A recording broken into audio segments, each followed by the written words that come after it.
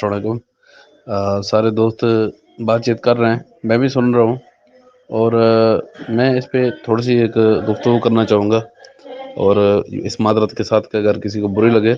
تو میں ایڈوانس میں معذرت بھی کر رہا ہوں۔ دیکھیں، جن لوگوں نے کھایا، یہ 2017 یا 18 سے معاملات شروع ہوئے جو ہمیں بتایا گیا ہے، میں بھی ان متاثرین میں شامل ہوں، اور یقین کریں کہ اب زندگی جو ہے نا وہ اجیرن ہو چکی ہے۔ اب حالات یہ ہو چکے ہیں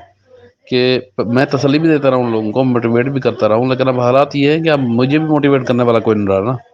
تو بات یہ ہے کہ 18 میں شروع ہوا یا 17 میں، جب بھی شروع ہوا، جن لوگوں نے لوگ تو یہاں تک کہتے ہیں کہ جتنی لگایا اس کے پتہ نہیں کوئی 10 10 12 12 گنا تک یا اس سے بھی زیادہ تک نا کما گئے، یعنی گاڑیاں بن گئی، جدادیں بن گئیں، پتہ نہیں محلات بن گئے، کیا بن گئے۔ تو ہم سارے کہہ رہے ہیں کہ یار ہمیں باہر نکلنا چاہیے، احتجاج کرنا چاہیے، سب کچھ کرنا چاہیے، لیکن میں ذہن میں ایک چیز سوچ کے بیٹھا ہوا ہوں، ہو سکتا ہے آپ لوگوں کے ذہن میں بھی ہو، کہ وہ کہاں ہیں وہ جو اتنے مطلب خیر خواہ تھے سیف فرمان کے، ہمارے خیر خواہ تھے، وہ بی فار یو کے خیر خواہ تھے، وہ کہاں؟ وہ تو نظر نہیں آتے، وہ تو بات نہیں کرتے، ان کی آوازیں نہیں نکلتی۔ ہم ایک دوسرے کے اوپر تو تنقید کرتے رہتے ہیں، کبھی ایک دوسرے کے اوپر غصہ بھی کر لیتے ہیں، کبھی ایک دوسرے کو منا بھی رہے ہوتے ہیں، لیکن مسئلہ یہ ہے کہ رگڑے میں تو ہم ہیں۔ اب اس کا ڈیٹا اٹھا کے دیکھیں کہ جب یہ اکاؤنٹ فریز ہوئے تھے، کچھ لوگ کہتے ہیں نومبر میں ہوئے، کچھ کہتے ہیں پتہ نہیں اکتوبر میں ہوئے، تو اس کے بعد میری جوائننگ جو ہے نا مارچ کی ہے، تو مجھے ایسے یاد پڑتا ہے کہ مارچ سے یا پتہ نہیں شاید پہلے سے، اسی سال میں، کہنا یہ چاہتا ہوں کہ 2021 میں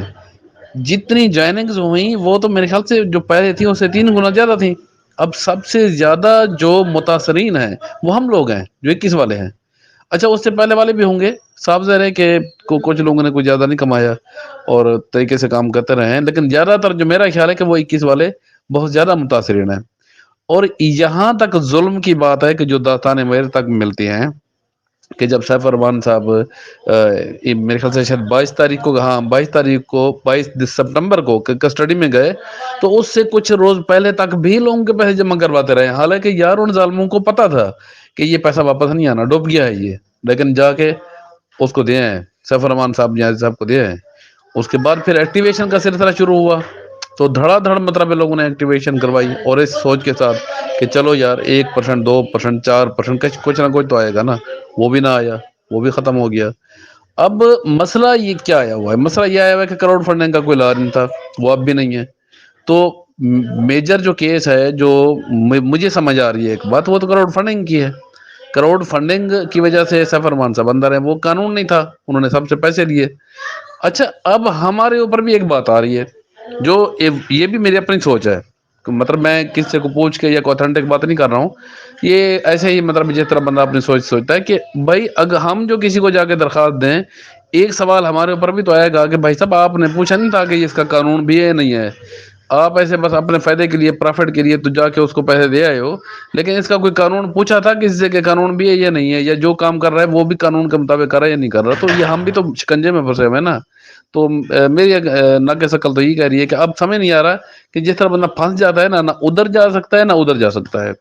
اللہ پاک مہربانی فرمائے جناب، دعا کریں، اور کیا کر سکتے ہیں؟ یہی ایک دوسرے کے اوپر یا تنقید کر سکتے ہیں، یا کتھارسس کر سکتے ہیں، یا غصہ کر سکتے ہیں، یا پھر ایک دوسرے کو منا سکتے ہیں۔ اصل معاملہ تو وہ دبا ہوا ہے، اصل معاملے کو کوئی سمجھ نہیں آ رہی۔